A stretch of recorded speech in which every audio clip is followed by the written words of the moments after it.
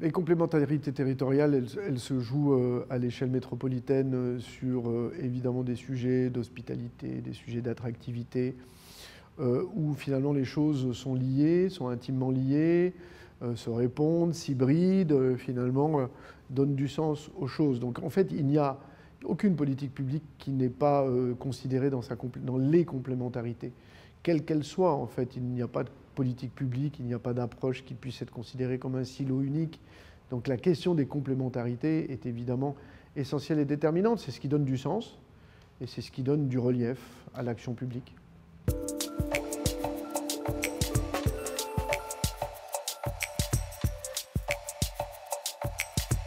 Par exemple, sur des questions d'alimentation qui ont été très mises en avant à l'occasion de la crise du Covid, on voit bien qu'on travaille à des échelles qui sont complémentaires, larges, des intercommunalités qui jouxtent et qui entourent la métropole grenobloise. Nous allons assez loin dans le département, tout simplement parce que nous avons besoin de trouver les bonnes échelles de coopération. En fait. Donc du coup, ces complémentarités territoriales, c'est finalement l'illustration des bonnes échelles de coopération. Je vous parle de l'alimentation, donc de l'agriculture, je vous parle des développements économiques où il y a des questions qui ne peuvent plus se traiter qu'à l'échelle métropolitaine et il faut les traiter plus largement. Sur les questions de déchets, nous sommes aujourd'hui dans une approche qui va quasiment de Valence dans la Drôme jusqu'à Chambéry et qui donne tout cet ensemble et ce sens parce que c'est la bonne échelle. En fait, il faut toujours avoir une échelle, une vision qui est finalement quel est le périmètre le plus pertinent pour l'action publique.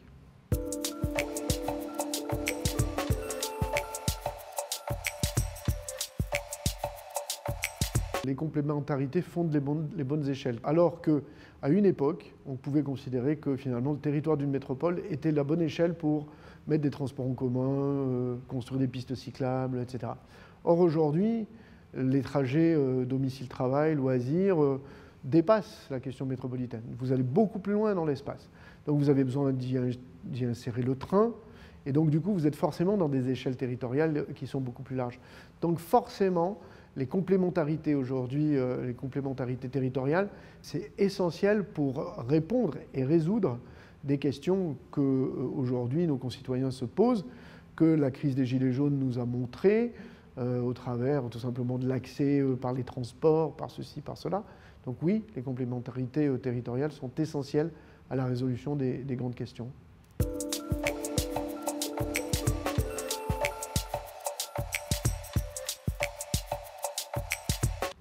Ce que peut faire l'État, il peut nous accompagner, nous rendre d'abord la vie plus facile. Aujourd'hui, pour engager des projets, nous sommes corsetés dans un espèce de maillage normatif, administratif, donc qui nous aide à libérer ça, qui nous permettent les expérimentations, qu'il se laisse la possibilité et de donner au territoire cette capacité à expérimenter, et évidemment qui nous soutiennent dans la résolution de grandes questions qui le concernent. L'unité territoriale, l'unité d'une nation, elle passe par des territoires qui sont dynamiques, qui peuvent tout simplement prendre soin d'un certain nombre de nos populations, créer des emplois sur les territoires. Donc on voit bien qu'on a besoin de lui pour nous aider à expérimenter, pour nous permettre de réaliser facilement les projets, et puis évidemment pour nous accompagner financièrement sur un certain nombre de dynamiques, mais où il en tirera lui-même, je dirais, intérêt en fait.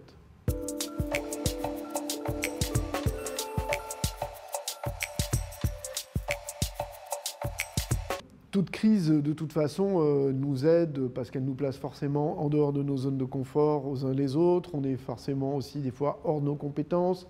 Mais elle a montré une chose, qu'elle était particulièrement utile en lien avec ces communes, à gérer la question des masques. C'est nous qui avons géré la question des masques. Ce n'est pas l'État qui l'a géré, c'est nous qui l'avons géré localement. Les centres de dépistage, c'est pour l'essentiel quand même localement que ça s'est organisé. Et souvent sous cette espèce d'impulsion métropolitaine parce que la bonne échelle, c'est la métropole, donc l'assemblier, c'est la métropole, et elle peut mettre autour de la table, finalement, toutes les communes, tous les partenaires, tous les acteurs, légitimement, sans qu'il y ait même, d'une certaine façon, une quelconque interrogation sur sa légitimité à faire. Donc il y a bien une véritable légitimité à faire par la métropole. Et évidemment, la crise du Covid l'a montré. Nous avons été l'échelon qui a aidé le commerce de proximité, qui a aidé les commerçants, les entreprises, en lien avec l'État toujours.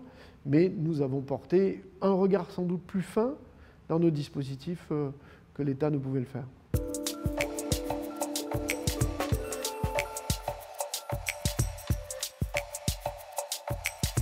La force, c'est la capacité d'ensemblier, la puissance d'action. Sa faiblesse, c'est sans doute, je dirais, à la fois sa fragilité dans ce lien de proximité qu'elle peut entretenir, et sans doute qu'elle doit ne pas forcément l'assurer elle-même, mais travailler avec les acteurs associatifs, les communes, etc. Son vrai travers serait de considérer qu'elle est justement tellement puissante qu'elle n'a besoin de fonctionner que seule. En fait, la métropole n'a de sens qu'avec ses partenaires. Et donc, c'est un formidable levier, outil de coopération au service de tous.